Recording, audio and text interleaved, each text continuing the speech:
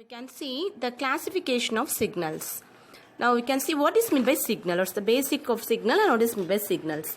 That is, signal is a function of one or more variables that convey information on the nature of a physical phenomena.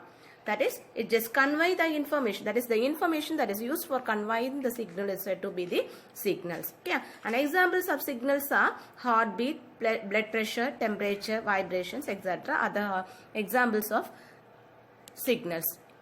There are two types of signals. One-dimensional signals and multi-dimensional signals. One-dimensional signals means that is the functions depends upon the single variable. That is said to be the one-dimensional signals. Multi-dimensional signals, if the function depends upon two or more variables, it is said to be the multi-dimensional signals. Okay. Before going to the classification of signals, now we can see what is meant by systems. That is, systems are an entity or an operator that manipulates one or more information to accomplish a function. That is said to be the system. That is, it is a system. That is, when we are giving an input signal means it gives the corresponding output for that particular input that is given to that particular systems. Okay. That is, examples are communication systems, an automatic speaker recognition systems, or aircraft landing system, etc. are the examples, some of the examples of systems. Now we can see the classification of signals. The signals are broadly classified into continuous time and discrete time signals, periodic and non-periodic signals, deterministic and random signals, energy and power signals, even and odd signals, causal and non-causal signals. Now we can see one by one. First one is continuous and discrete time signals. Okay. Continuous time signals means, that is, if the signals vary continuously with respect to time means it is said to be continuous time signals. That is, let us see, that is the examples are the temperature varying at regular intervals of time or any AC power signals are the continuous time signals.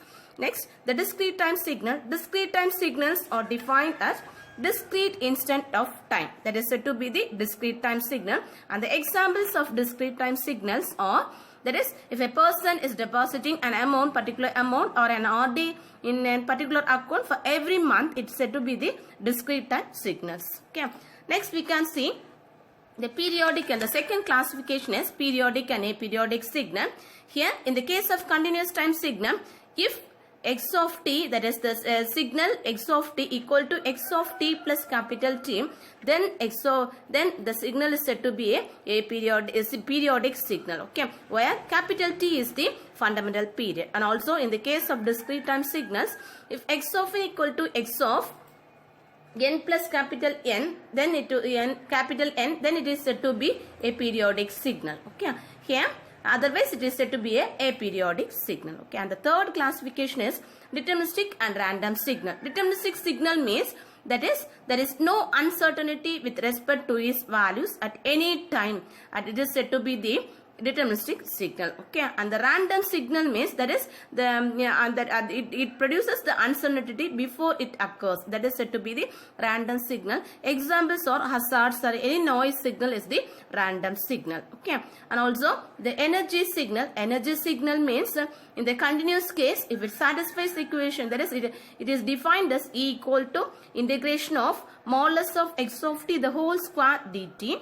And also the power signal in the case of continuous time signal is defined as P equal to limit t tends to capital T tends to infinity 1 by 2t integral of modulus of x of t the whole square into dt. Similarly, in the case of discrete time signals, the energy is given as E equal to summation n equal to minus infinity to infinity modulus of x of n the whole square, and the discrete times and the power in the case of discrete time signal is given as P equal to limit n tends to infinity 1 by 2n plus 1 summation n equal to minus n to n modulus of x of n the whole square. And the next type of classification of signal is even and odd signal. In the case of even signal, that is, in the case of continuous time, it is defined as x of minus t equal to x of v. That is, it satisfies the condition x of minus t equal to x of t. And in the case of discrete time signal, x of minus n equal to x of n, then the signal is said to be even signal, and the odd signal means in case of continuous time, x of, if it satisfies the equation x of minus t equal to minus x of t, and in case of discrete time signal x of minus n equal to minus x of n, then it is said to be the odd signal. And also the signals can be represented as the sum of two signals, that is the even signal as well as the odd signals. And the next classification is causal and non-causal signal.